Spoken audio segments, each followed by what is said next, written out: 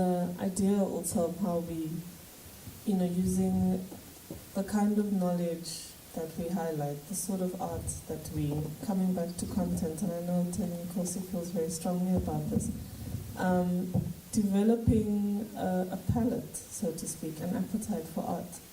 That representation and inclusivity needs to reflect what is already known in our story, in our continent, in our communities, and what is exciting to be known about.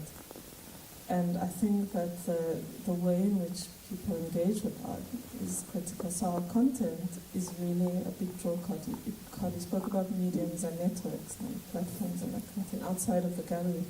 But the layering of it, I think the through line would really be about representation as well, of ideas, of the authenticity with which we create that content, even in publishing.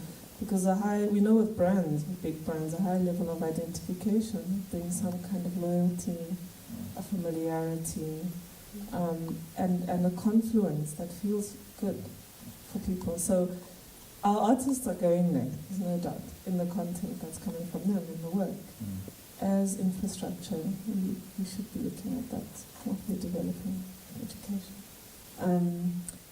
I think in terms of content, we're not lacking in Africa. My point was going to be to respond to Suzette and say, skill is always the thing. Skill, courage, upskilling ourselves, and building on our vision, what we want, and actually having business skills. This talk is about growing the visual arts economy. If you don't have the skills, partner with someone who has them. If you don't have the data, buy it or become resourced. But I think we know we've got the content, we're just not looking at the business aspect more dynamically. Because the ideas are there, the creativity is there, the sharing is there. And I must say, I know with Ijeoma and I, for example, I know my limits. I'm not going to try and whip out a big budget, forget about it. she would do that kind of thing, but at the same time, we then know how to resource ourselves. And I think many artists, and even people who want to open galleries, like black gallerists or gallery owners, and even collectors are a little bit afraid of what it would mean financially. So many big financial institutions are supporting art prizes and development work. Okay, why can we not? This is really part of, as Inca, what we want to be seeing. Why can we not open it up?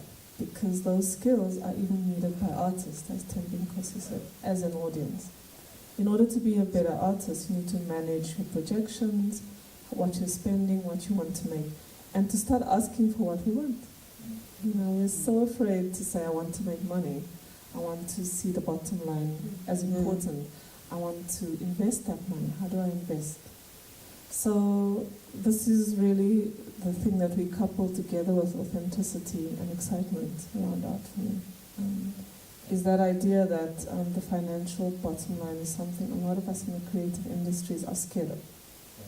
We need to get past that, and we should invest in that skills creation. My last point to respond to Tembin Nkosi about the so-called fringe. What makes me laugh, and we had this discussion yesterday, is it's not Michelle Obama's bangs, it's the fringe of art. Like, the fringe is so limited in how we define it in South Africa. The fringe should be a springboard. Where is our springboard? When you go to New York and you go under the bridge in Williamsburg, it's like a roach farm with art and artists going crazy. Very exciting things are coming out of there, and it's not ghettoized. So when we start hearing Gugulethu and Langa, we see it on a film, we go, I don't feel like a tour and chicken feet and pop today. I'm going to stay in this city bowl.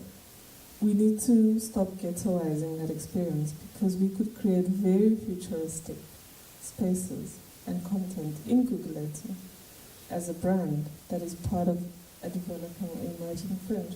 So let's just fuel that excitement around our content. I want to come back to what Suzette said, that the fair is about trading, and we are trading in business. But I want to disagree with you. The fair is a social responsibility like all of us, even if it's a business venture. Part of what this country has factored in the Constitution is the social responsibility of all its constituents. So whether it's a business or whatever it is, there's a social responsibility. And that's a beautiful thing about being South African. So we cannot relinquish that. And in fact, we need to hold whoever have initiated the fair, that social responsibility.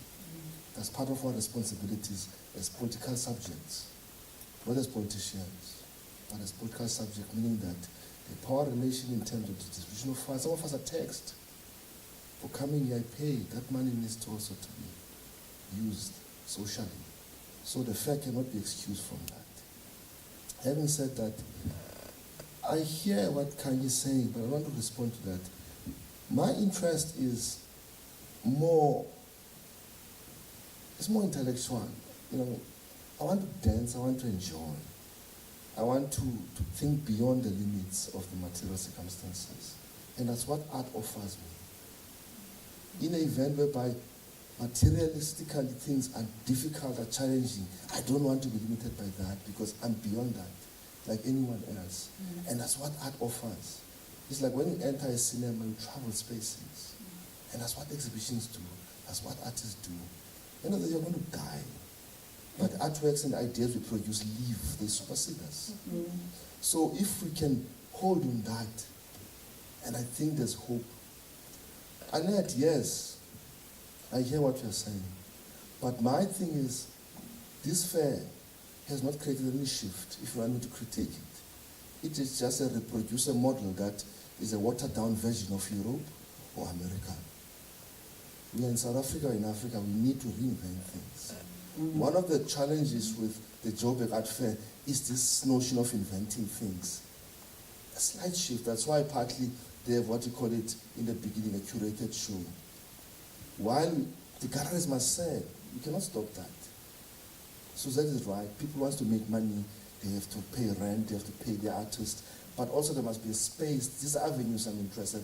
Hence I'm saying, in that space whereby I just want to think beyond the limits, let's not stop thinking of ways of redefining the way in which things are. It's only in that space that change takes place. It doesn't take place by physically breaking walls. It takes place by thinking differently. And I see no reason why we cannot begin to do that here. Whether we are sitting on this panel, and I like the idea of collaboration. I like the idea of partnership. And this fair would not be taking place in the way it is if it didn't partner with the hotels that are hosting us, with some of the funders, with some South Africa. So those partnerships, what I'm saying, need to be extended further than what you call it, the CBD or the Cape Town. And it must be partnership where even other stakeholders, they don't need to bring money.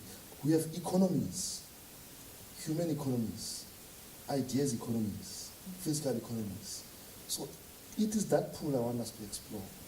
Not because I have money, I need to partner, because I have ideas. You never know.